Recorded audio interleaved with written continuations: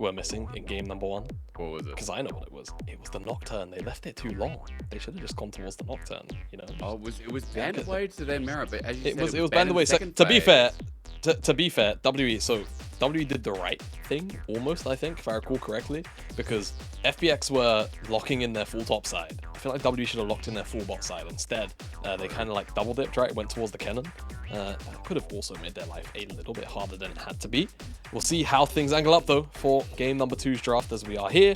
WE, remove away the Jax and the Cassante, so huge focus on Xiaohu. FPX, self-ban away the Vi after a very strong performance from Hacker, but perhaps angling for something else on the first pick, like the Nico themselves.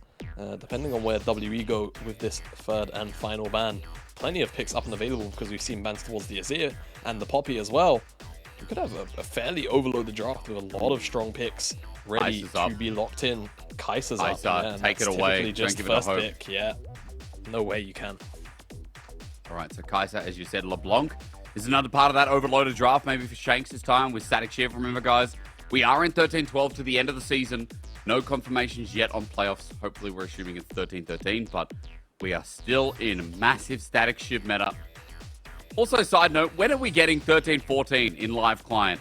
When does Neferi come to our clients? Because it's been like 2 weeks already. What day is it? When is yeah, 2v2v2? so they announced that they announced it was going to be 3 weeks because there was Riot break week, right? So yeah, I know. A break. I know, it sucks, right? But yeah, that's what ended up happening. Break week, so we have a 3-week patch cycle, which is definitely very unorthodox, but hey, that's what we've got mid-season this time around. So we'll have Neferi, you know, probably by the time World drops around, right? I would assume. Well, actually, I'm not sure, because I feel like our season finishes so early on. I'm not sure. I guess that's probably going to be something that's discussed amongst like a lot of the teams attending, right? Because there will be so little experience regarding the Fury that it might just not be available at Worlds. We had it last year as well, where I can't remember what champion was it that came out on like 12-15 or something like that, and there was basically no playtime on it. Or not? Was it Cassante? It might have been Cassante. I can't recall. Anyway, it was basically banned from Worlds from showing up, just because it didn't actually have any. I'm trying to think, because it's going to be a recent champion. It was the champion before Cassante. Either way, I wonder if that's where Neferi lands, because you know, here in the LPL, everything's going to be done on 13-13. There's 5 patches between that and the expected Worlds patch. That aside, moving back towards the draft, FPX, very strong solo lanes, right? Annie plus the Renekton locked in here for Care and Xiaohu, respectively, as WE will lock in the Jinx to try and answer out on LWX is Kai'Sa. So WE now, I would expect just a big focus on Hacker's champion pool after that previous game. However, it seems like they are going to ban 2 supports maybe and go towards something on 4 if they're removing away the rail now, or they could be splitting bans either way. Kind of surprised that they're not just going to open up and just try and get Hacker off something as comfortable as possible. FPX taking away Cube's Ornn of all things, so maybe just anticipating that they're going to try and go towards very heavy scaling and don't want them to land on any comfort as much as they can take away. Yeah, interestingly enough, it's the Ornn ban on top of Sante on the other side, the Jax as well, so we are going very heavy topside if you count the Poppy into that mix as well. Cube is also someone who plays a hell of a lot of Xi'an, so that might be the final ban here if they stick towards topside. As Nocturne is taken away once again here from this Game 2 draft. My biggest question is, does LWX get partnered up with something like the Alistar anyway? Or is it going to be an Enchanter? Grom taken away? Are you going to pick Nautilus? Yeah. Is that just going to be Nautilus on 4? Eyeing up Nautilus maybe. I wonder what WE want as well, right? So with the Braum ban, it kind of makes the Nautilus pick a bit too spicy, and then I think that Choch, yeah, this is just what it is, right? They're trying to bait them into the Nautilus so they can go Alistar. I think that's exactly where they're going to land. And W have taken the bait, but they still have very strong composition no matter how you slice it, right? Double engage from support and jungle, hyper carry in the AD slot, enabling from the mid lane, from the Blanc, and a whole bunch of side lane pressure as well. So I feel like very well-rounded right now, and with R5 available for Cube, can very much do whatever they want. That is a Kha'Zix coming out of Hacker, so I'll be honest, I'm looking at the enemy composition that WE have, of course. I don't see the angle, but you know what? You never know. Kha'Zix can sometimes just work, right? So the flexibility can be there as well from things like the Bruiser build and what have you, what have you. We'll see where exactly Hacker decides to go in terms of builds, as there's that Alistar and Cube. Maybe he does just end up on a tank. Maybe FPX did have the right read in removing away that Ornn, as he's hovering over the Malphite right now to deal with the Renekton. If he does, he will cede a lot of lane pressure, but at the end of the day, he's going to be Malphite. And there's no big tank buster on the side of FPX, so could end up being pretty high value. Triple engage on the side of WE with solid side laning and a hyper carry. I feel like we know what that composition does. For FPX, it's a lot more nuanced and there's a lot more execution to it this time around on their end. I feel like as well, you know, a lot reliant on the dive, and with LWX on Kai'Sa, I have a lot of faith coming through from FPX in yet another game. It was game one where they sought out WE and some of these skirmishes took over. It was beautiful gameplay, honestly.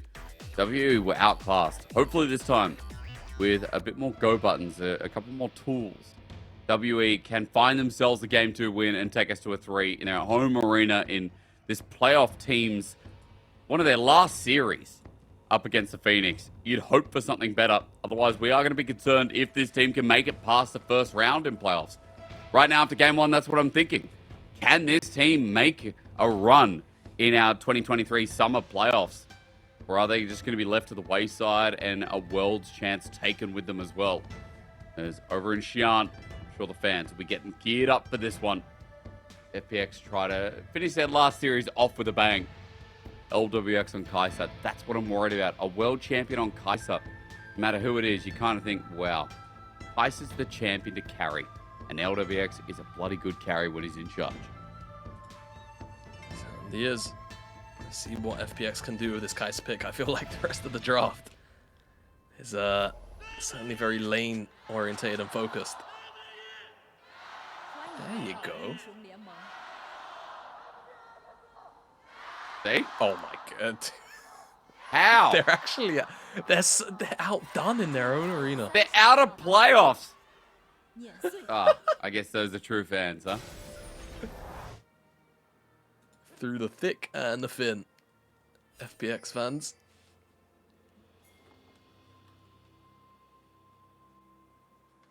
When you win a world championship, everything changes, you know? Like EDG, for example, I'm sure their fan base is already huge. It's consistently huge. FPX, despite being a bottom tier team at the moment, still a big fan base. IG, right? Still have some fans who lingered around from winning LPL's first ever world championship in 2018. Changes the dynamic. When there's 17 teams as well, you know, when there's that many people, surprised when we get a few teams who just have a blaring crowd. As junglers starting on opposite sides of the map, both on red, but spotted out is FPX towards his bottom side. So a bit of information gathered. Hoping R1D will do the same with the Tri-Brush Ward to spot them coming into lane. So see how this 2v2 goes, because again, in this meta, 2v2 seems like it always erupts to who gets 2 first. Yeah, definitely agree. 2v2, very, very important. Actually, I think the FPX bot lane missed XP. I think they missed that first nearly. I'm not entirely sure. The observers clicked on Lawless right now. Some level 1 trades. They could actually hit level 2 late. I'm not quite sure. They were right on the edge of XP range. We'll see how things land, because, of course, Hope being on the Jinx and WE just generally being first on the wave anyway probably means they would have hit level 2 regardless first, but could turn out to be an even bigger advantage than WE were anticipating.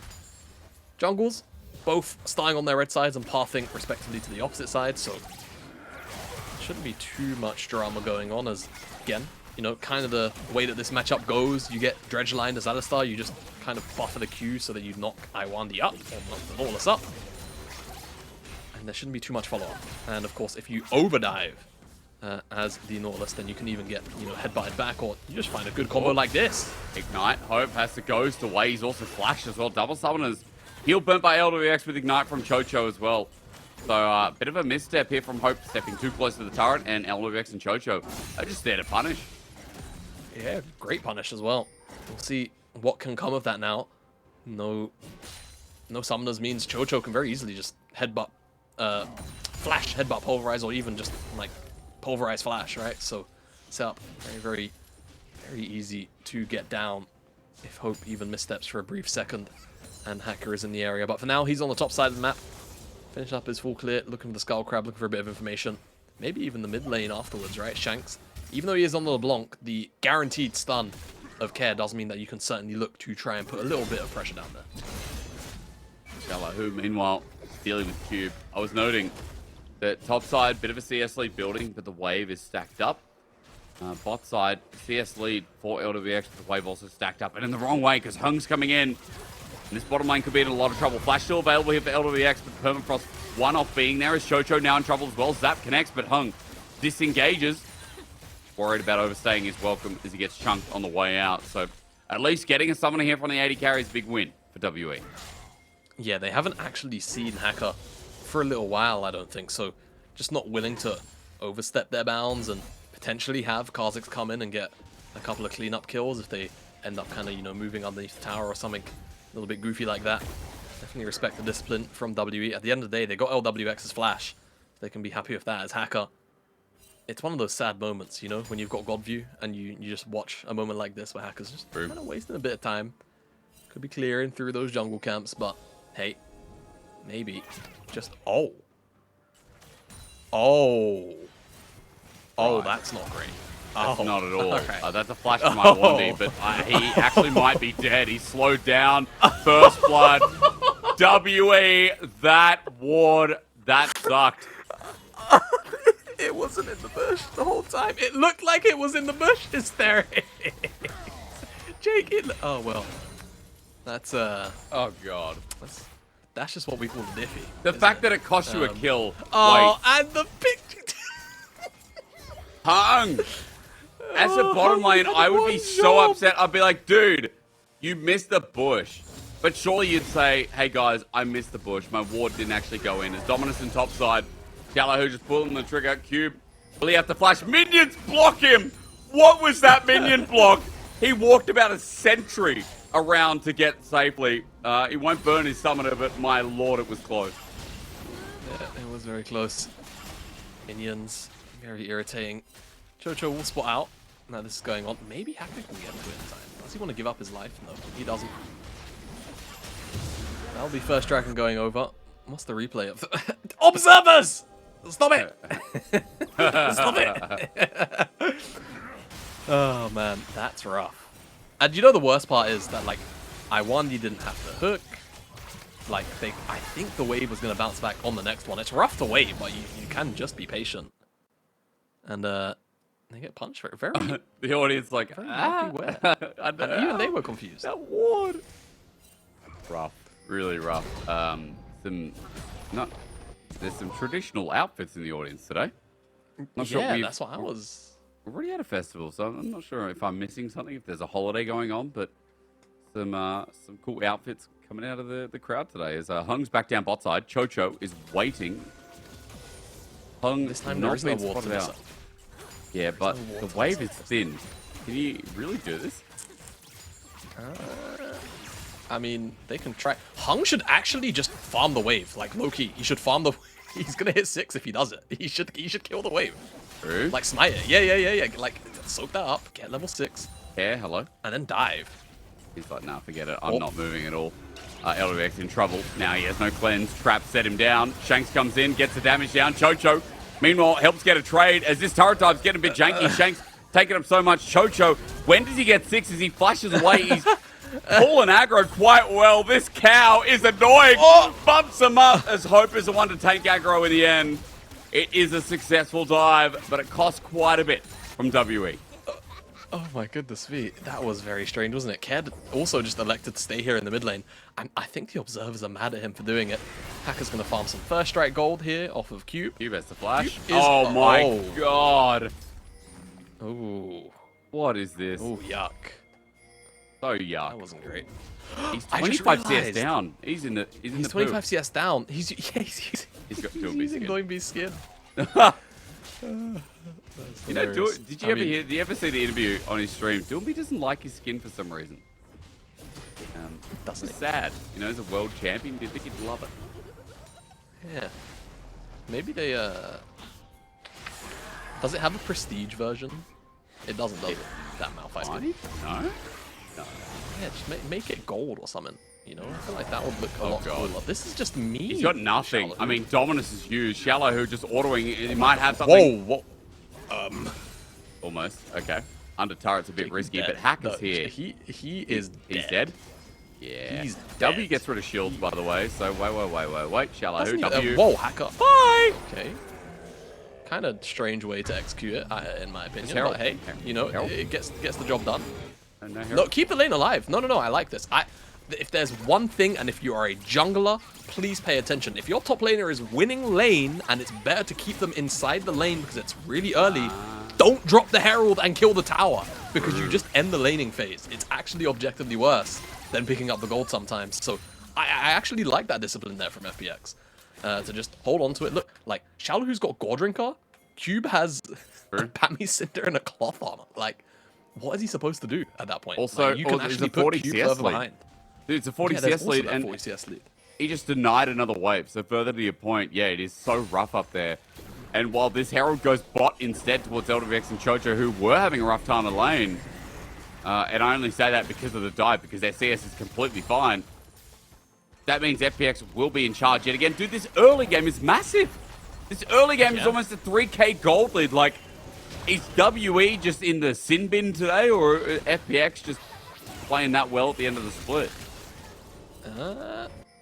Probably a bit of both, you know, feeling a bit sad to not be in playoffs, so you kind of just haymaker the closest opponent that you can. In this case, it happens to be WE. Looks like Kaká ran into Shanks. Shanks quite chunked out there. And that's just about it. And, you know, CS leads across the board, right? It's mid lane, bottom lane as well. Even, well, I was going to say even Hacker, but being on the Kha'Zix, you kind of don't mind if you're going for a pseudo, like, low-ish economy build. If you're going towards that, I forget what it's called, because I haven't seen it in a really long time, but the Vision Lethalii item. Umbral Glaive. There you go. I knew it was glaive. I just couldn't remember the first word. So yeah, a lot of like immediate power baked in to this Kha'Zix just because he's got a bunch of additional stats straight away from the Umbral Glaive. That's the double longsword. The boys. Great show. Yeah. No, I've not seen it, but as FPX come on in. No. Have you not? It's great. You should, you know, if you're of age, you should watch that show. It's great. Oh, yeah. PP. Okay. Cube has ulti, no flash. Shanks looking for an angle. He's got flash himself, but his ulti's on cooldown. So this is kind of sketchy for WE. I would be worried about Care as Dragon goes down. There's a beautiful knockup. 3-man Tibbers. WE, why are you fighting with nothing up and available? You know what? Just like game one, everyone's dying. LWX cleans up the last piece. Shanks the only left alive. And WE today are asleep at the wheel. If I was a cop, I'd pull them over. They'd be losing all their demerit points for this one. Yeah, revoked the license already. This is rough from WE. And like, I don't know. It's like you mentioned, it's just so sketchy, right? Like, Care's got ultimate, he's got flash. You know what's gonna happen if you step up like that, clumped up. And they just get one shot. We're legitimately in remake territory right now. If this was scrims, like, yep, this is a roughie to say it like a Twitch chat.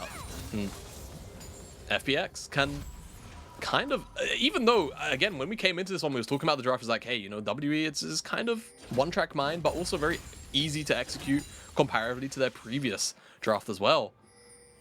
not only have they fallen so far behind that execution flaw might not matter, FPX are so far ahead that they can continue to snowball. They've got the right kind of champions to do it as well.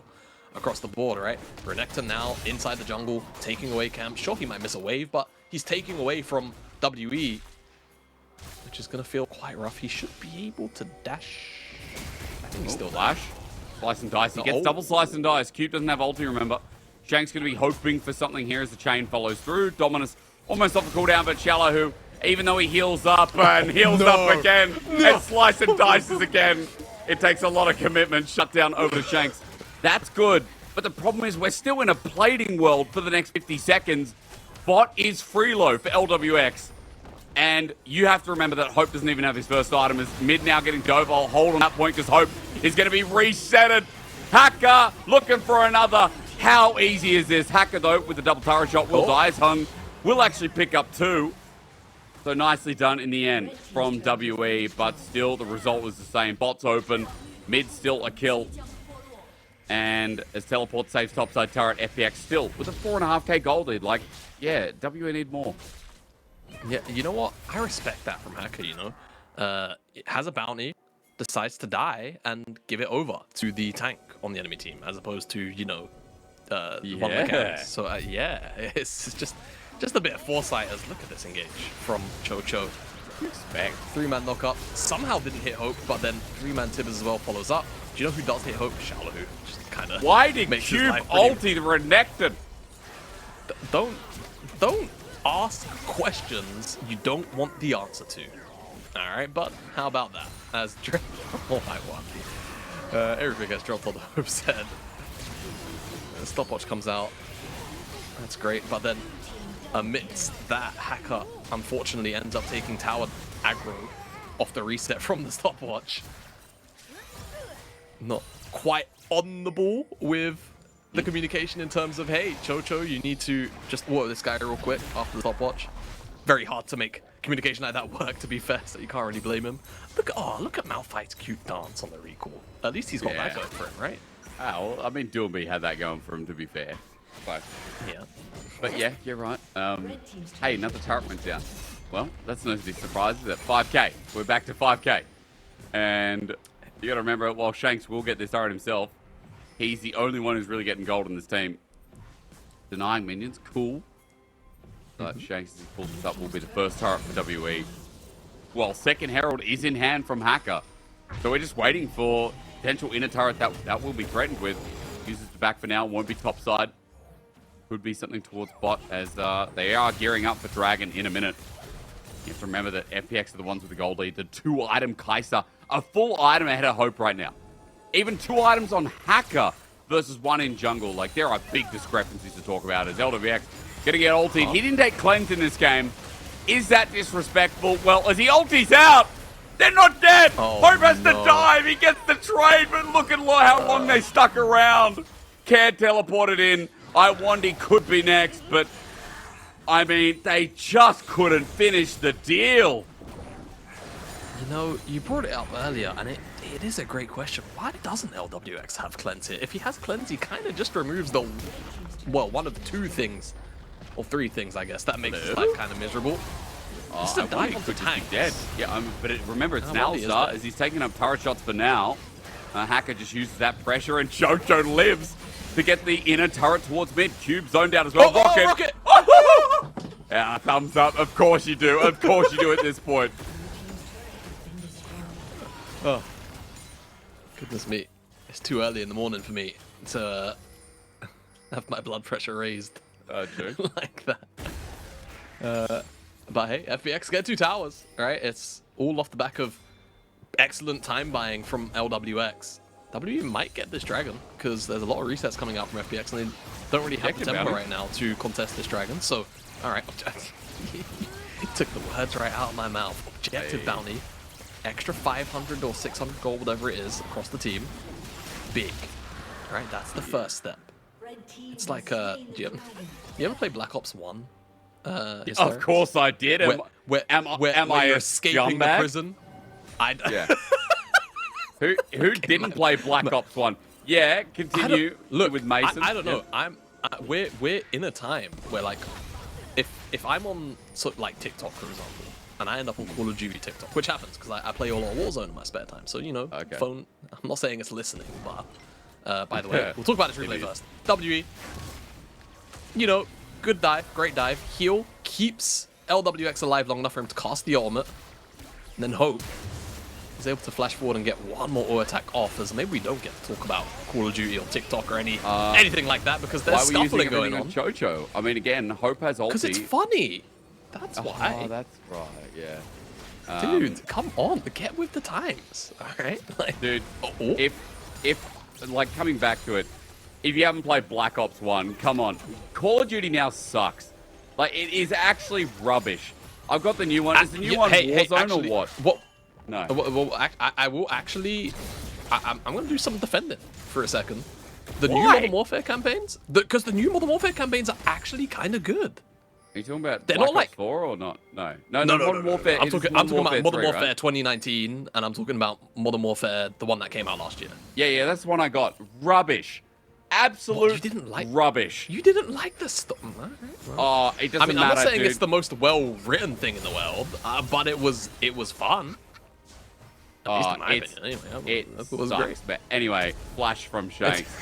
Look, the reason that WE are up here, they wanted care, but Hacker's always nearby. Baron's up in a minute, so FPX doing their due diligence, clearing vision. Let me just say, like, being, you know, Mason, like, my memory's bad, but Black Ops 1, Black Ops 2, unbeatable. Golden days. New Black Ops, the new Modern Warfare that came out. Dude, the map is literally a straight line with cars. Why is that a map? It's so bad. How can you be like, I design maps, and then you launch in your first Modern Warfare game, and you're like, oh, someone threw a grenade randomly and I died. A car exploded subsequently because of it. That is that new map. Whatever that's called, absolutely rubbish. Worse than Zeri, Yumi, or Kazante. Actually worse. It's Shallow Hoop. He's been attracted to the rest of WE. What is the healing? Yo! Oh my god!